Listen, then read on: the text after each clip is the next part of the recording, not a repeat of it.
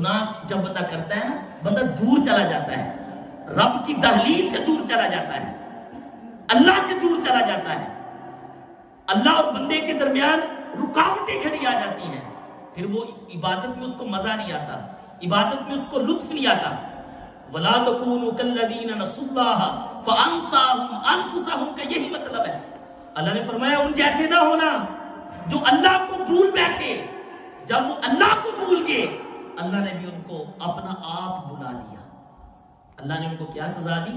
اللہ نے ان کا ہاتھ نہیں توڑا، اللہ نے ان کا رزق نہیں چھینا، اللہ نے ان کی ٹانگ نہیں توڑی، اللہ ان کو پانی دیتا ہے، رزق دیتا ہے، اولاد دیتا ہے، دنیا کی نعمتیں دیتا رہا، لیکن انہوں نے اللہ کو بلایا، اللہ نے ان کو سزا کیا دی؟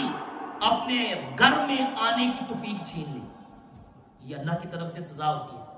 جی ہاں، کوئی ایک شخص تھا نا بنی اسرائیل کا، انہوں نے ایک نبی سے عرض کی کہ آپ اللہ کی بارگاہ میں یہ کویسچن کیجئے گا کہ یا اللہ میں بڑا گناہ گار ہوں، تیری نافرمانی کرتا ہوں، تو مجھے سزا کیوں نہیں دیتا؟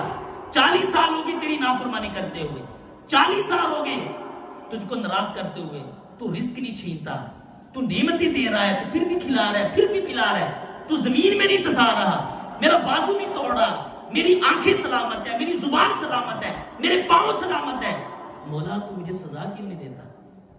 وہ اس وقت کے نبی نے جب اللہ کی بارگاہ میں کویسچن کیا کہ یا اللہ تیرا فلاں بندہ یہ کہتا تھا مجھے سزا کیوں نہیں تو دیتا، تو اللہ نے کہا کیا میرے نبی اس کو جا کے بتا دینا 40 سال ہو گئے ہیں تجھے سجدے کی توفیق نہیں دی، یہ میری طرف سے سب سے بڑی سزا ہے۔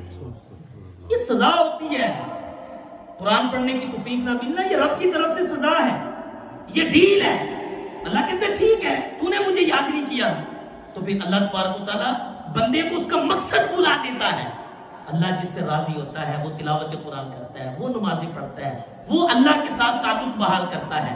تو یہ گناہ رکاوٹ ہوتے ہیں، یہ گناہ رکاوٹ ہوتے ہیں جو اللہ کی بارگاہ کی طرف آنے نہیں دیتے، اللہ کی بارگاہ کی طرف جھکنے نہیں دیتے۔